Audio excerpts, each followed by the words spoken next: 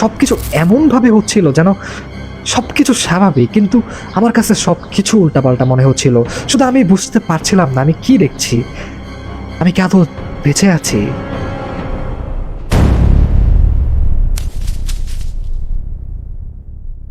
আপনাদের সবাইকে স্বাগতম করছি হন্ট স্টুডিওর আরও একটি নতুন এপিসোডে। আশা করছি আপনারা সবাই ভালো আছেন। আমি ইব্রাহিম আছি আপনাদের সাথে, এবং আজকে দারুণ একটি ঘটনা আপনাদের সবাইকে আমি পড়ে শোনাবো।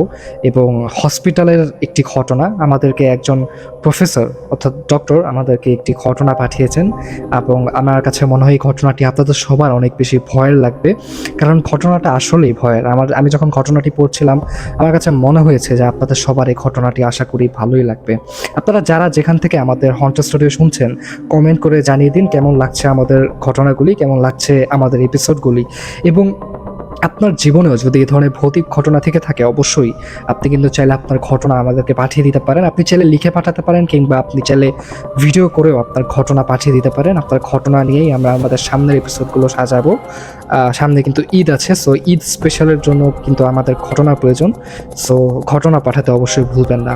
আমি কথা বাড়াবো না, আমি সরাসরি চলে যাব ঘটনায়। আশা করব ঘটনাটি আপনারা সবাই মনোযোগ দিয়ে শুনবেন এবং চোখ বন্ধ করে শুনবেন। আশা করব ঘটনাগুলো যা আপনাদের সবার কাছেই অনেক বেশি অদ্ভুত লাগবে। যে তিনি যেভাবে লিখেছেন আমি ঠিক সেভাবেই ঘটনাটি পড়ে শোনাবো। আমি সরাসরি চলে যাচ্ছি ঘটনায়। আশা করি ভালো আছেন ইব্রাহিম ভাই। অনেকদিন ধরেই ভাবছিলাম ঘটনাটা লিখবো কিনা, কারণ আমি জানি এমন কিছু ঘটনা মানুষ সহজে বিশ্বাস করে না, বিশেষ করে আমার মতো একজন মানুষের মুখে। আমি একজন ডাক্তার, বহু বছর ধরে সার্জারি করছি। রক্ত, দুর্ঘটনা, মৃত্যু এসব নতুন কিছু না আমার জন্য। রোগীর স্বজনের কান্না, রাতভর অপারেশন, কখনো কাউকে ফিরে আনা, আবার কখনো কাউকে হারিয়ে ফেলা, এসব নিয়েই অভ্যস্ত হয়ে পড়েছিলাম। কিন্তু একটা রাত আছে যে রাতটার কথা আমি এখনো পুরোপুরিভাবে ভুলতে পারিনি। অনেকবার নিজেকে বুঝিয়েছি হয়তো ক্লান্তি ছিল, হয়তো মানসিক চাপ, কিন্তু যতবার মনে করেছি সব কিছুর ব্যাখ্যা আছে, কিন্তু এই ঘটনাটার কোনো ব্যাখ্যা নেই। এই ঘটনাটার কোনো প্রশ্ন আমি উত্তর মেলাতে পারিনি।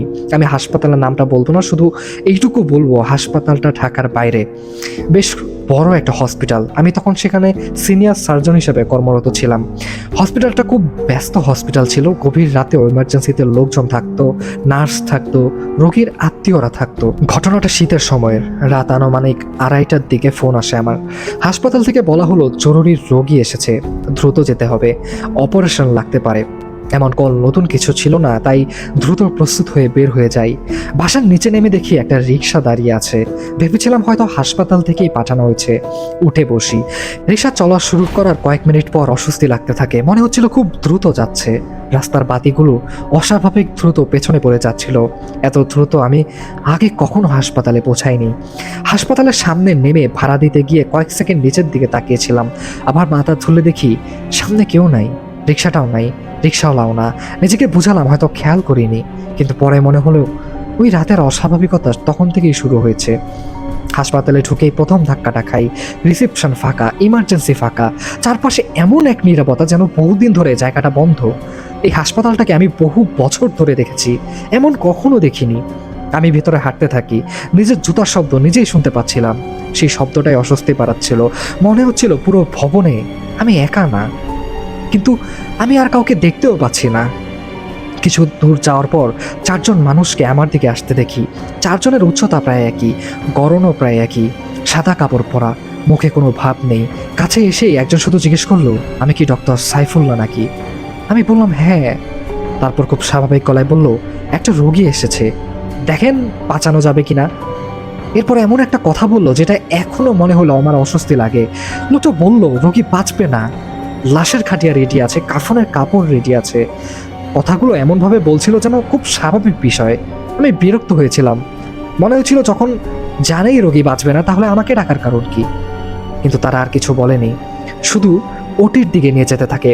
ওটির সামনে গিয়ে যে দেখি কয়েকজন কালো বোরকা পরা মহিলা দাঁড়িয়ে আছে, একদম চুপচাপ, কেউ কোনো কথা বলছে না, কারো নড়াচড়া নেই।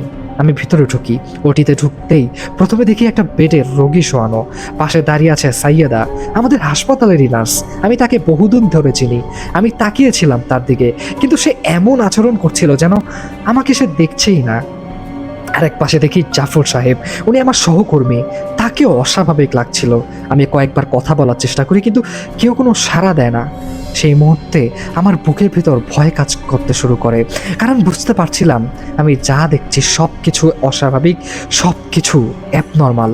ধীরে ধীরে রোগীর দিকে তাকাই, তারপর মনে হয় শরীর ঠান্ডা হয়ে যাচ্ছে, কারণ যাকে রোগী বলা হচ্ছিল সে আসলে অনেক আগেই মারা গেছে।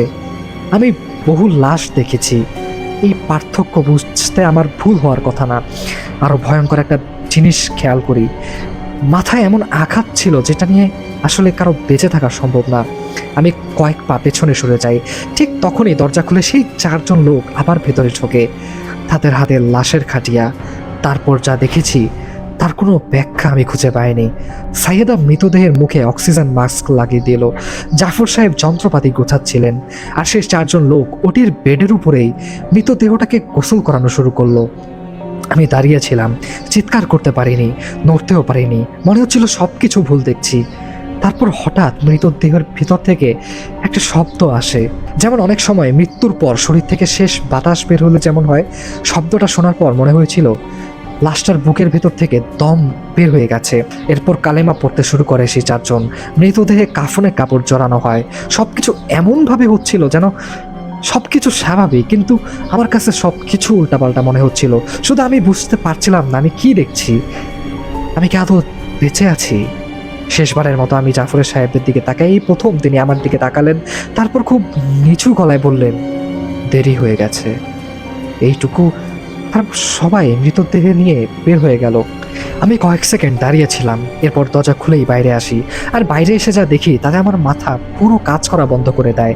হাসপাতাল স্বাভাবিক, মানুষজন আছে, নার্স আছে, স্টাফ আছে, চারপাশে শব্দ আছে, আর মেঝেতে অচেতন অবস্থায় পড়ে আছে সাইয়াদা আর জাফর সাহেব। পরে জানতে পারি তাদের নাকি কেউ এক গ্লাস পানি খাইয়েছিল, এরপর থেকে তারা অচেতন হয়ে পড়েছিল। অনেকক্ষণ পরে তাদের জ্ঞান ফিরে। সবকিছু অদ্ভুত ব্যাপার। সবচেয়ে অদ্ভুত ব্যাপার, সেই রাতে আমাকে আসলে হসপিটাল থেকে কেউ কলই দেয়নি, কল লিস্টেও রেকর্ডে নেই। কেউ জানেই না আমি আসলে কেন হাসপাতালে এসেছিলাম। পরে সিসিটিভিতে দেখা হয়েছিল, সেখানে আমাকে হাসপাতালে ঢুকতে দেখা যায়, কিন্তু যাদের আমি দেখেছি তাদের কাউকে দেখা যায় না। আর যে সময়টুকু আমি বলেছি ওটিতে ছিলাম, সিসিটিভি অনুযায়ী আমি প্রায় 40 মিনিট করিডোরে একা দাঁড়িয়েছিলাম, একদম একা। আজও এই ঘটনার কোনো ব্যাখ্যা আমি পাইনি।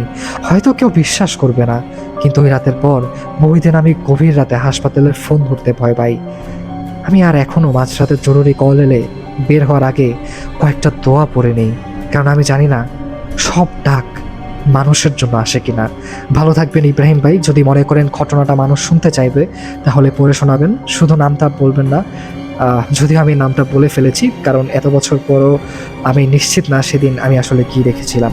আমি খুবই দুঃখিত আমি নামটি পড়ে ফেলেছি, বাট আশা করব আপনার ঘটনাটি আমাদের প্রত্যেকটি লিসেনারের ভালো লাগবে।